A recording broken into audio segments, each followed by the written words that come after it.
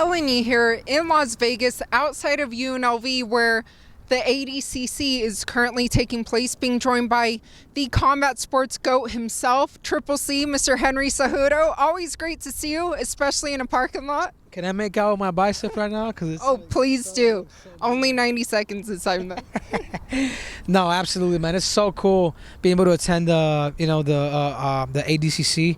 You know, my boy Moore did a good job putting it together with the music and all that other stuff. Unfortunately, I just had to cut out early for the Gordon Ryan versus Galval fight because I got a 10-month-old, so waiting for me. But speaking of Gordon Ryan, just how good is he, right? Because he continues to dominate. So hearing from the combat sports GOAT himself, like, how good is Gordon Ryan? Gordon, he's a GOAT, man. He's a GOAT. He's elusive. He understands composure.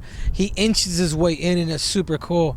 If I was to give Gordon Ryan a nickname, he'd be the human snake, you know, the human anaconda, because that's how he, like, before you know it, he's on your neck and he's strangling you.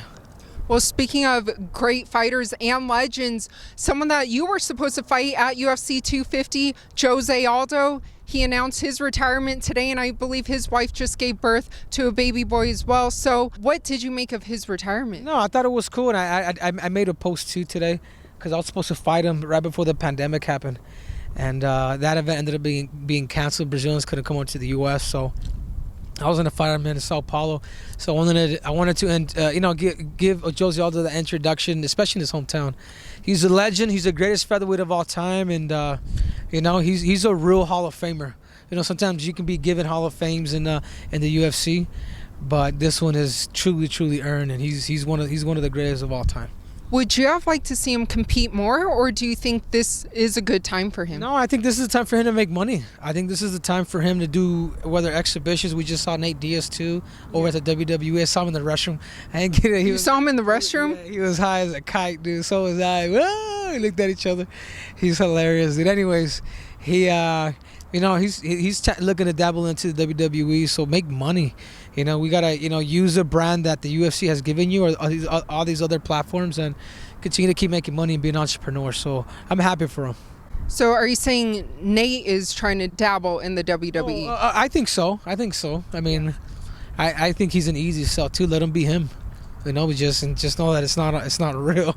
So you guys ran into each other in the restroom yesterday, right? No, today. It was here, like maybe about a couple hours ago.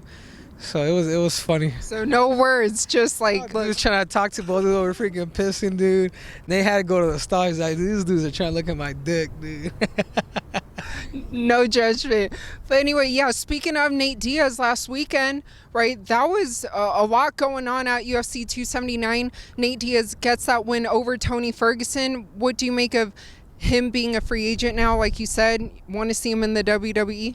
I like it. I think he's got options. He can get the winner of Jake Paul and him, sign with Showtime, do a one-off with the WWE or WrestleMania, something along those lines. I mean, he's a popular guy now. I think he could really he could dabble into everything. I think he's enjoying it and having fun. I think the UFC had offered him quite a bit of money. He's like, no, there's money to be made with either the promotion that he starts at WWE or all of them. I mean, we can all learn a little bit from that. And also some reason why it's important for you guys to start a gimmick or a persona, because this is how you'll build a following, whether you even hate it, like Triple C. Triple C or King of Cringe? Yeah, everything, all the above, but just make sure to call me Daddy. But what about in that co-main event, though? Khamzat Chimaev versus Kevin Holland. What did you make of Khamzat's performance? It was great, but at the same time, I want to see him do work. Because if he doesn't tap out Kevin Holland, how does he look like in that third, fourth, fifth round? You know what I'm saying? I wanted to see him up against a competitor that was going to really challenge him, because then we'll know how good he really is. But Kevin Holland's got a big hole, and it's called wrestling.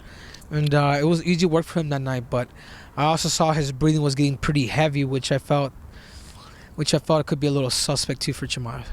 What about Chimaev weighing in at 178.5 and missing weight for that welterweight? You won't come back if you don't get your shit together. You won't come back and ever make that weight again.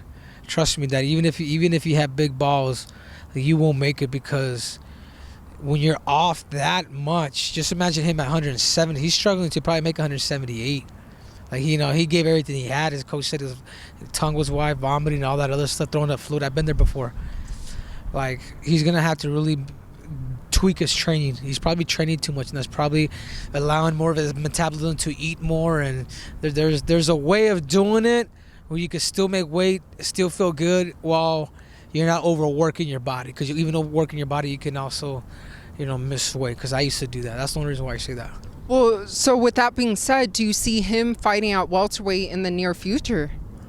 Yeah. Yeah, the welter. Yeah, I think the welterweight division where he's at.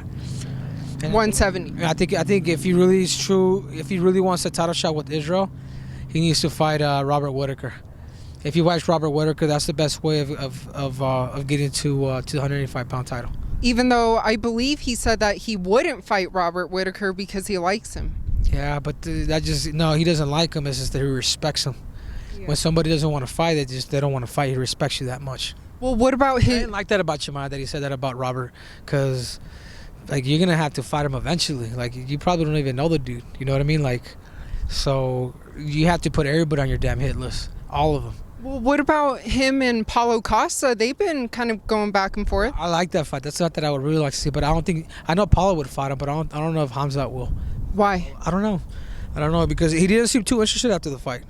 It's like, oh, this is just bullshit guy, and boom, boom, boom. Like, he just kind of threw it off, but there's a storyline there.